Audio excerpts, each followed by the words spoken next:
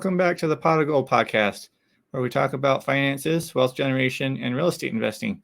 Today we have with us Kyle Campbell, who's a longtime business owner, and he helps me with my endeavors in trying to organize all the chaos with what's called a CRM, or a customer relations management software. How are you doing today, Kyle? I'm great, Nathaniel. Thanks for having me. I appreciate it. Oh yeah, we're really happy to have you here on the show. So what I would like for you to do is kind of introduce yourself and let people know about your story a little bit. Sure.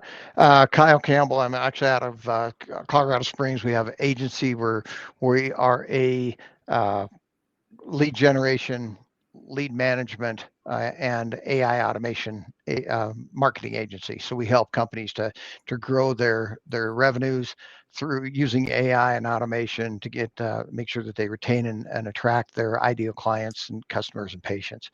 I've been in the marketing industry for since 2012. I went out on my own, had a business that just absolutely imploded on me.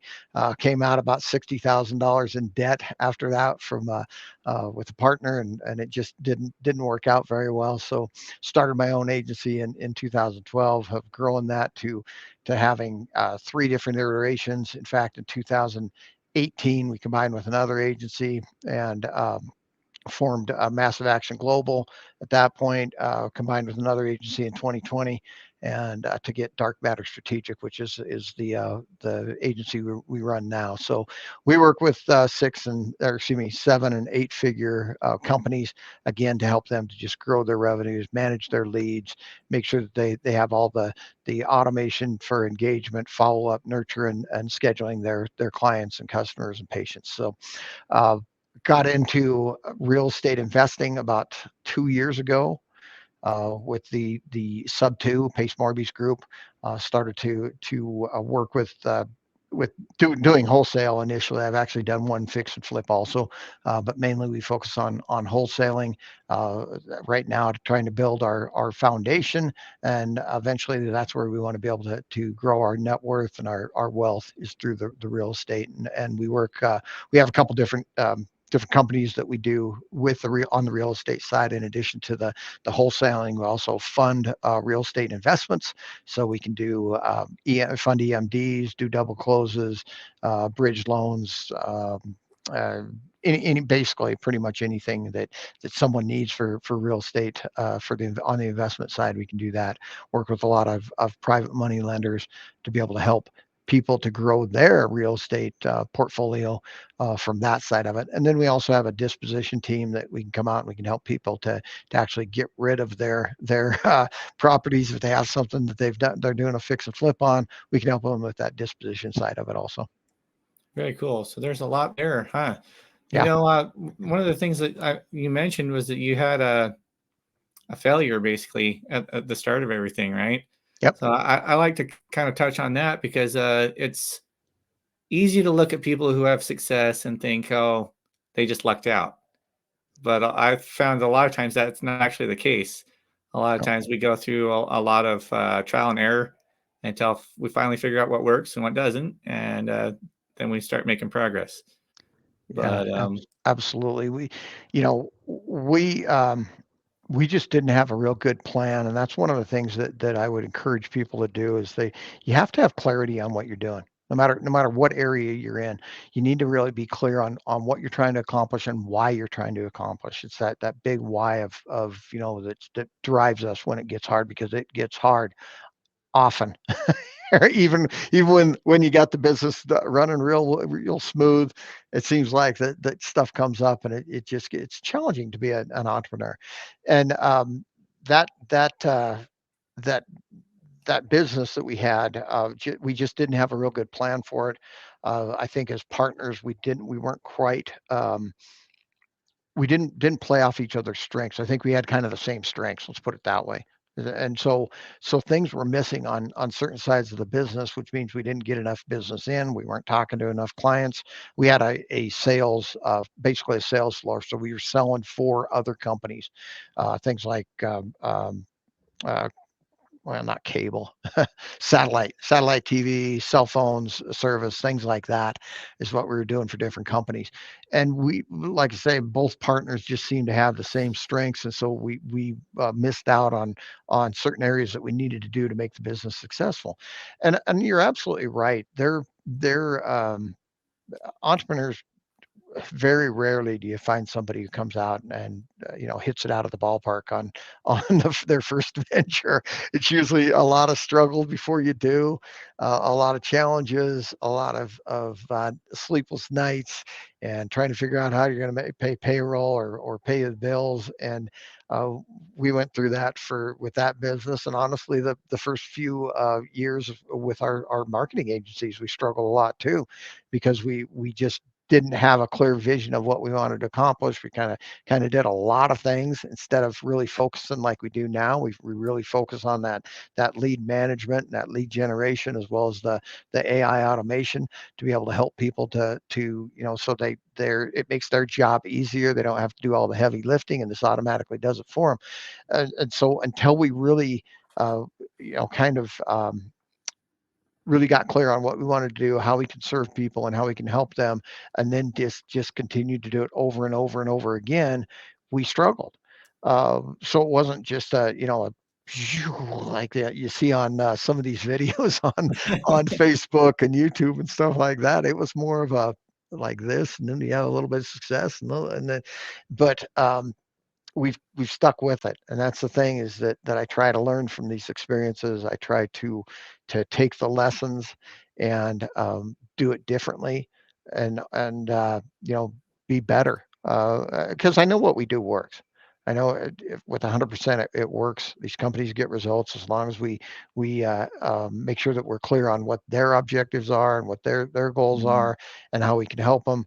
We have teams that get results for people, and that's really what, at the end of the day, as long as they're willing to invest in their marketing and not undersell themselves or under resource themselves, we can get them results. And that's the big thing, is that we've learned over the years, is we can't come in with somebody that wants to put on 100 clients in a month and think they can do it with $1,000 of ad spend. It just doesn't work that way. They've got to understand that this is part of investing in their business, and it's not a cost or an expense. It's an investment, and it's with the long-term goal of growing that business, scaling it so that they're getting their products or services out to the market, to be able to serve their clients, customers, and patients. Exactly. Well, and that's the thing too, right? Is that if you don't have customers, you don't build revenue. You don't have revenue, your business is choking on itself. Yep. And so, like, that ad spend is actually essential to the health of the business to bring in things as well. And Yeah. so it's a delicate balance to find. And a lot of times when you're moving from, like, say, a W-2 mindset where you're an employee, it's hard to shift that way of thinking and to, okay, I need to go out and spend this money to make sure things start generating. Yeah. And I can say that from experience, because I was a CNC machinist for, let's see, about 7 years now. And before that, I did a lot of dead end jobs that didn't really go anywhere. Hmm. But it was always hourly rate, and it was always clock in, clock out, weekends. That was the Yep. thing. So, but I don't know. Recently, I had some kind of it was like a change. Well, all of a sudden, I had this ambition that I wanted more, and that I was willing to go out and go after it. And I don't even know what the catalyst was, but we've been making long strides, and it's been a wild ride so far. I went through that same thing. I knew I wanted to be an entrepreneur a long time ago. So I congratulate you on doing that, because the easiest thing to do is stay in a job. Simple. You know when you got to be there. You know what you're going to get paid. Basically, you know that you have that safety net of that check coming in every other week. Being an entrepreneur and being a business owner, it's hard. It's a challenge. It's every day is you're working and striving to make sure that you're continuing to grow your company, because your company's either staying on the level, plateauing, or not. You're not bringing in business. It's starting to fail.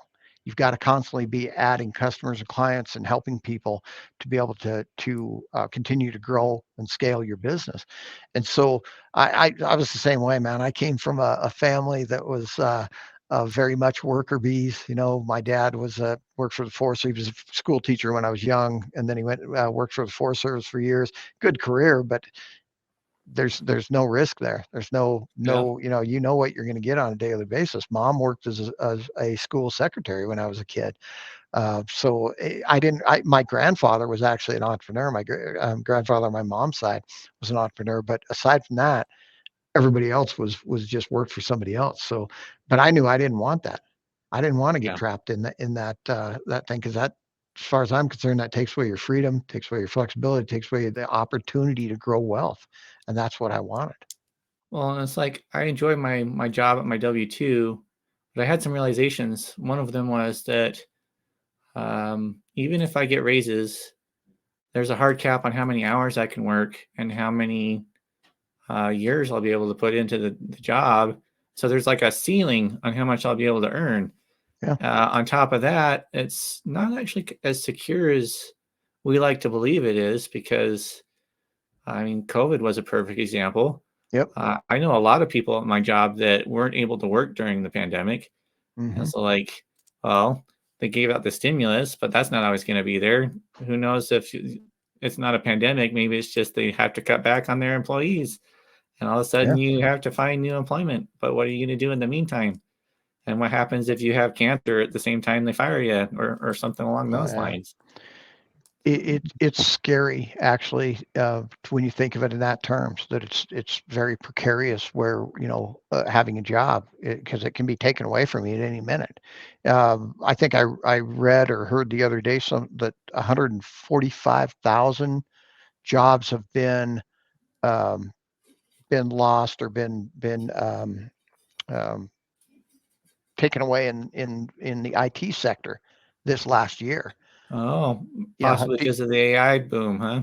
something. I don't know. I mean, Interesting. maybe. I just think that, well, IT's been kind of laying off people for quite a while now, and I think that Mm, it's just part of the. I think they're just pulling back. Honestly, is what's going on. A lot of it might be AI might have something to do with it, but I think a lot of it is they're just the industry in general is kind of having kind of a pullback on it at the moment. gotcha. Well, I could also see it being something along the lines of course, this is speculation, but the lines of their processes and their ability to create systems as part of the IT sector has become more efficient over the years. Yep. And so the more efficient it becomes, the less need there is for Hmm. uh, quantity on the Well, workforce. yeah, absolutely. I mean, take a look at the phone industry. Telephones back in the day, when they first came out, they had a gal sitting there, or several gals Yep. sitting there connecting lines, right? Switchboard, Well, right? yeah, exactly. Um, So as they got more efficient, and that it was able to do it on the systems were able to do it on their own, while all those jobs went away. And then mm, then it got to be to where you had to have tech guys going out and checking stuff on the lines. Well, it got to be where the systems could now check the lines and actually even do repairs on the lines. Not obviously if it broke or something like that, but I mean that's going to cut down your workforce too. That you don't need as many guys out there if the actual system can kind of repair itself. So that cut it down. I mean, there used to be so many people in that industry, and as technology has increased and the efficiencies have increased, the number of workers have gone down, and that's I what's going to think, continue to happen. yeah, and I think that's just one example because it happens in all kinds of fields just Yeah. like that. And I think that that's actually kind of an interesting phenomena because you think that the more people we create on the planet, the more scarce things have become. But because more people are solving problems, that scarcity actually shrinks because we're all more efficient and we're all more productive, Yep. and so we can make more things happen. And that's kind of a interesting thing to see in effect because you can look at the way the poverty level across the world has reduced over the last 50 years, the number of people who go hungry, all sorts of things like that. And this is just one example of how it happens. Yeah, absolutely. I mean, as we get to where, that's a good example of it too, is that the efficiencies in crops, Yeah. how we can grow so much more on an acre than we used to be able to back in the day. Now, I'm not saying that all what we're putting on there isn't necessarily healthy for us, Yeah. but Yeah. we're putting out a lot more. And so you're right. There are more people that are being fed, and maybe not as many as going hungry. There's still a lot of people out there Yeah. that There we do definitely are. need to help, and that aren't getting enough food or clean water every day. But you're right. You're absolutely right. The technology's helped in a lot of different areas on that.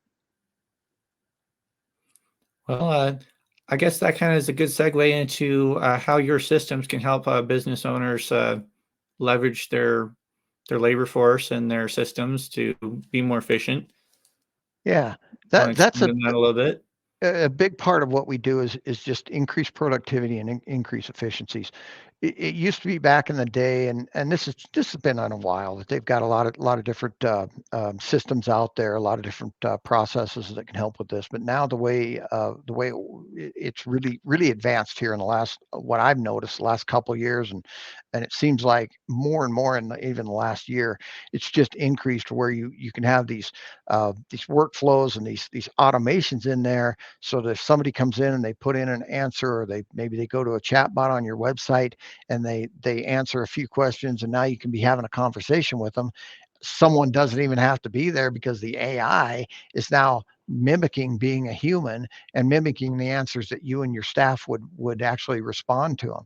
So a lot of this stuff is just making it so that it's so much easier to follow up with people, to nurture them, to engage with them, to educate them, to schedule on your calendar before they even talk to somebody. Now, you're never going to be able to take out the human element completely. It's Exactly. just Yeah. not going to happen. We've got to still have somebody who's going to be out there that's speaking to people, and getting on the phone with them, talking on Zooms, whatever.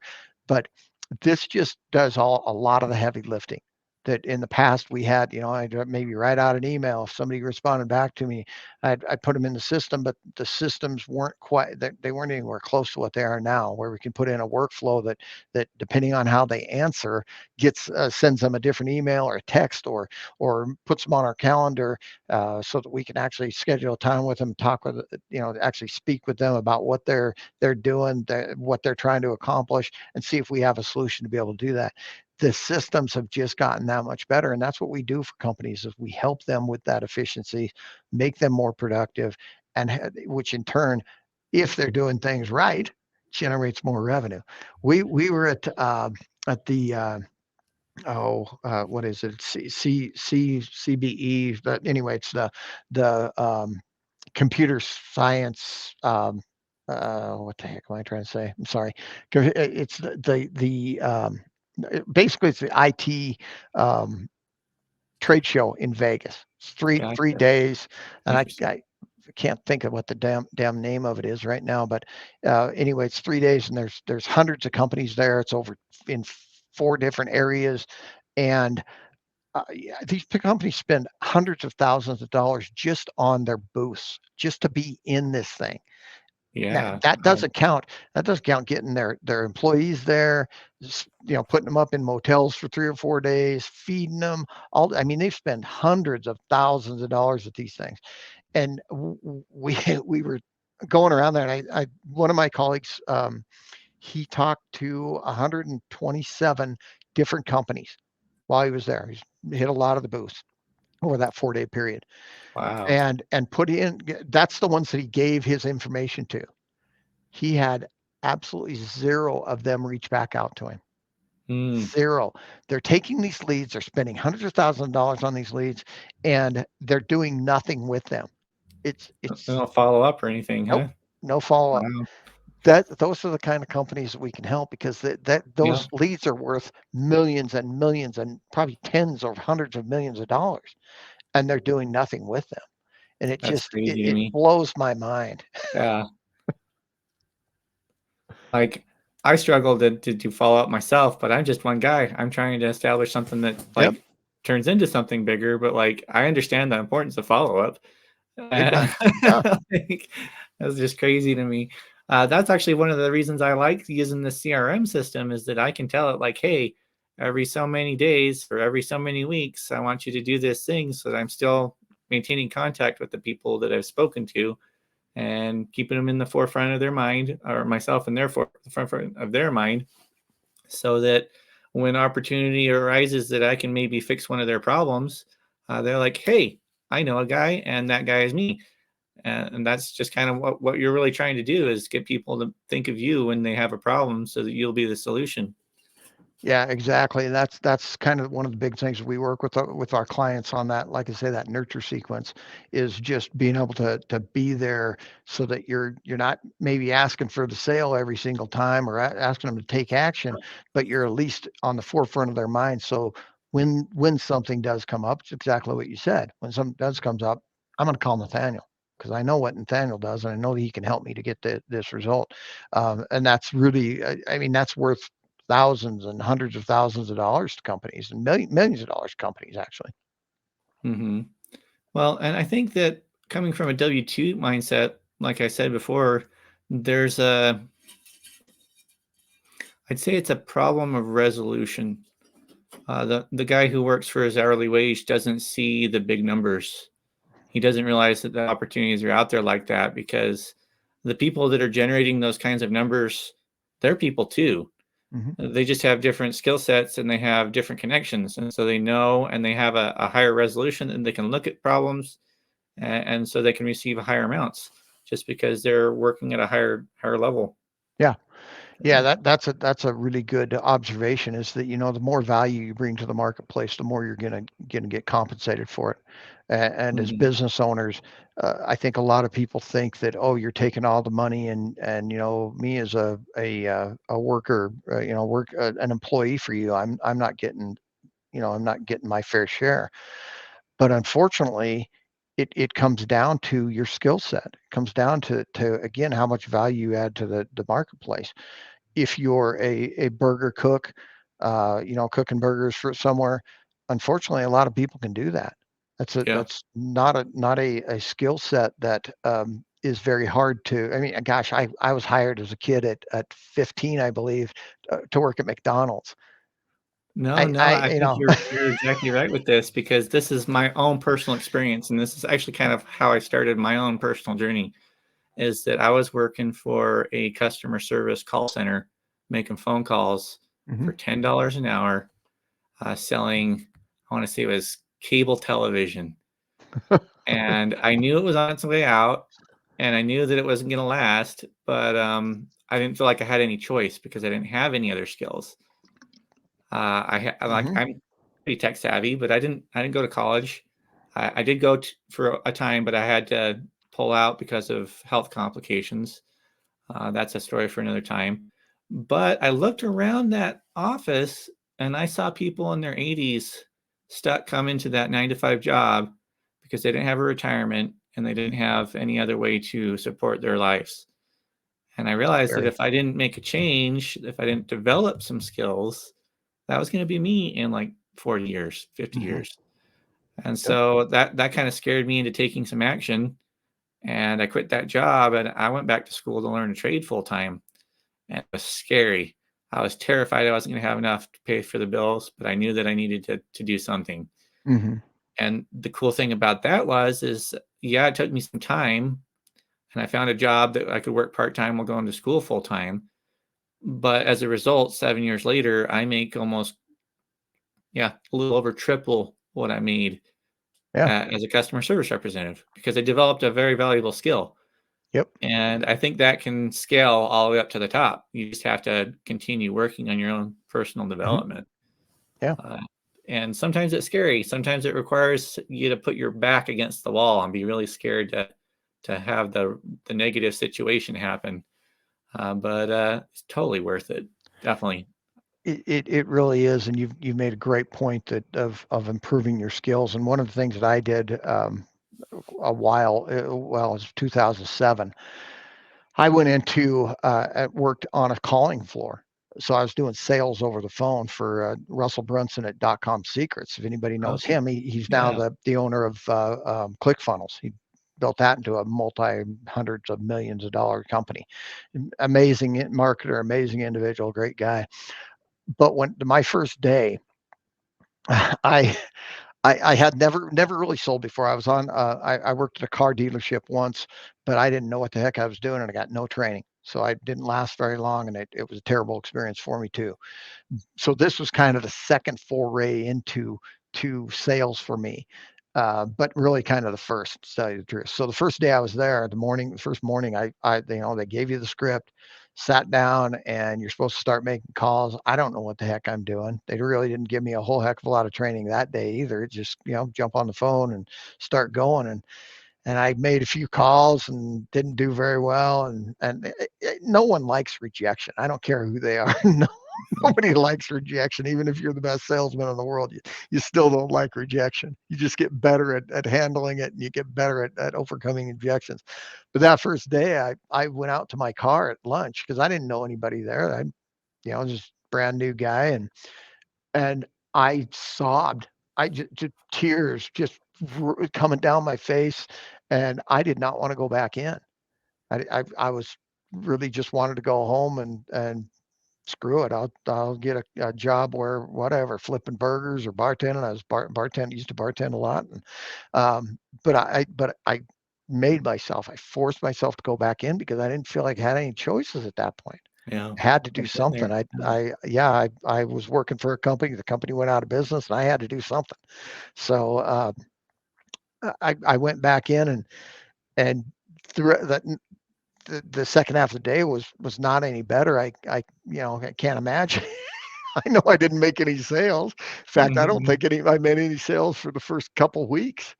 But I started to listen to the guys around me, these guys who had been there doing it for a long time. And in fact, this one young punk who was the hot shot sales guy, one of the hot shot sales guys, making like $5,000 a week type thing.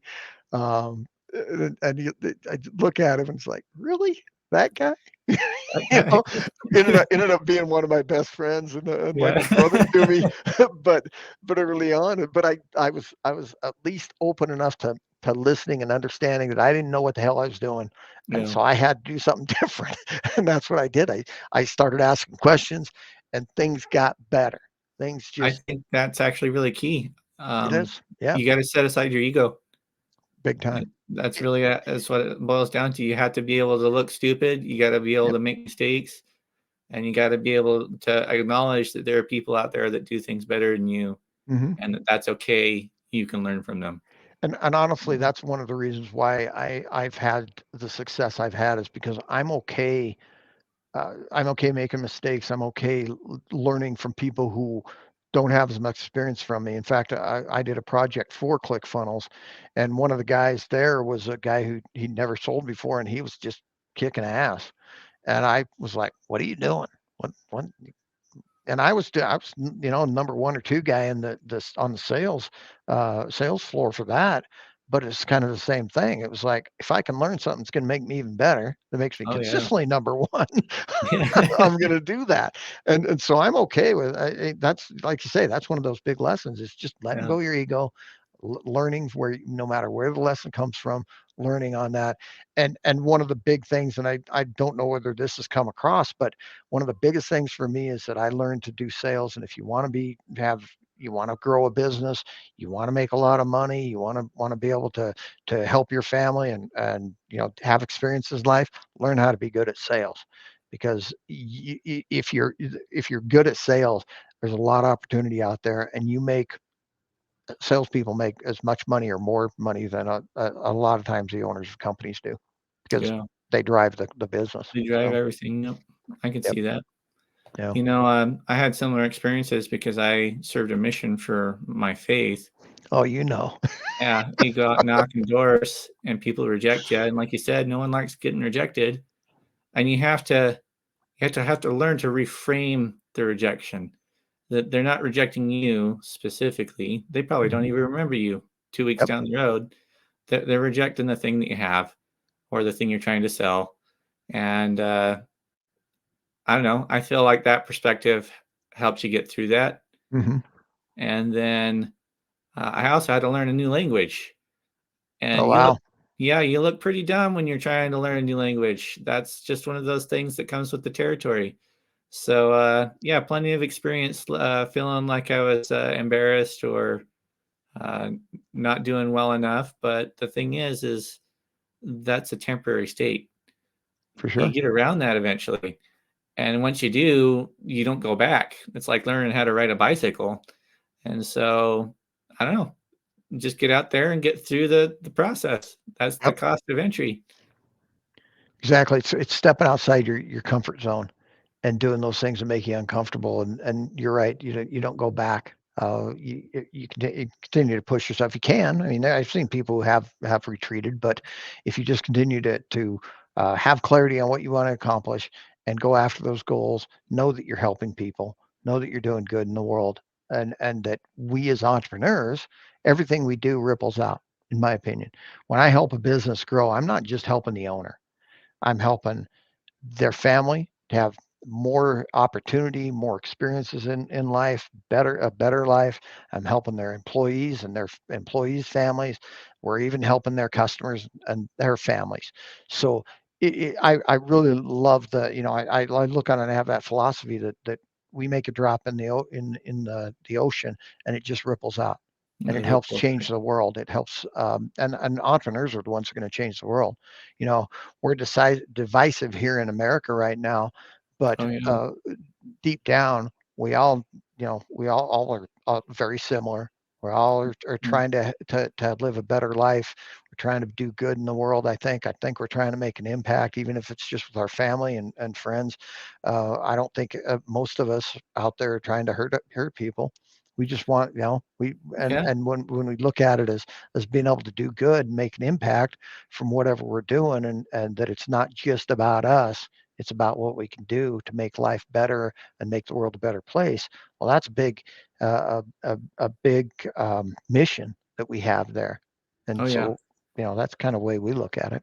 It's something I completely agree with. It's actually kind of one of the things that drives my decision to start doing these things was the idea that how much better would the world be if you were the best you could be?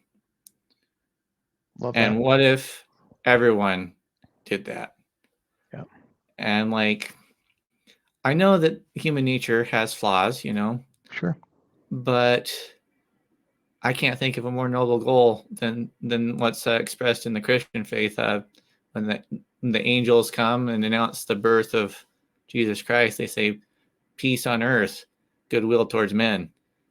And while that's an impossible goal, I think it's definitely one that's worthy of striving for. Yeah, I agree. I agree. It's helping your fellow man to be better, helping them to have a more fulfilling, just a better life in general, and live and have experiences that all of us want.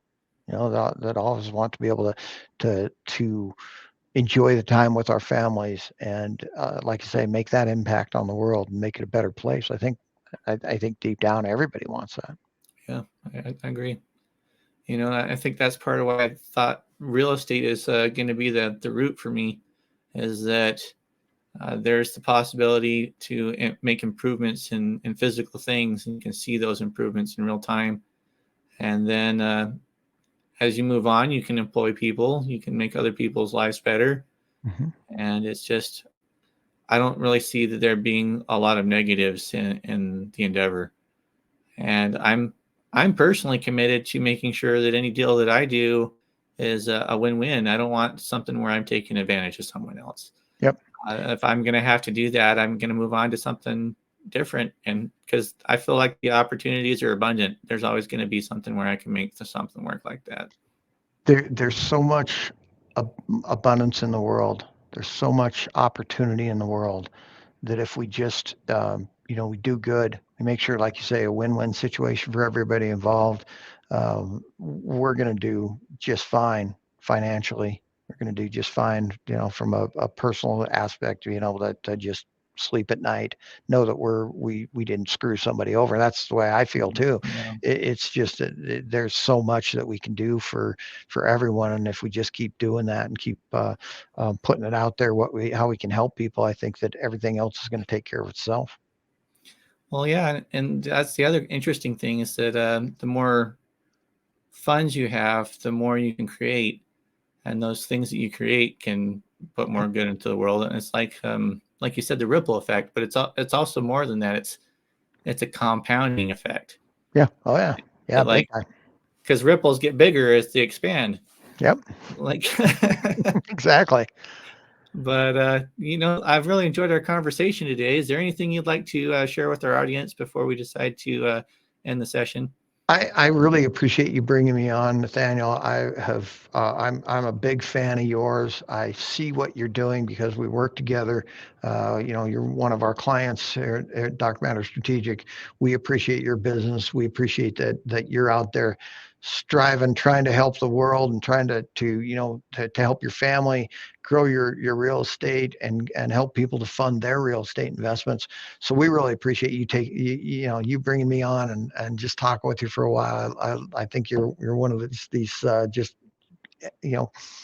incredibly unique and special individuals. And so I've really been it's really been a pleasure to get to know you. And so again, I thank you for having enough trust in me to bring me onto your podcast and not think that I'm gonna sit here and rant and and espouse conspiracy theories or something like that. Oh, hey, So, there's always a risk.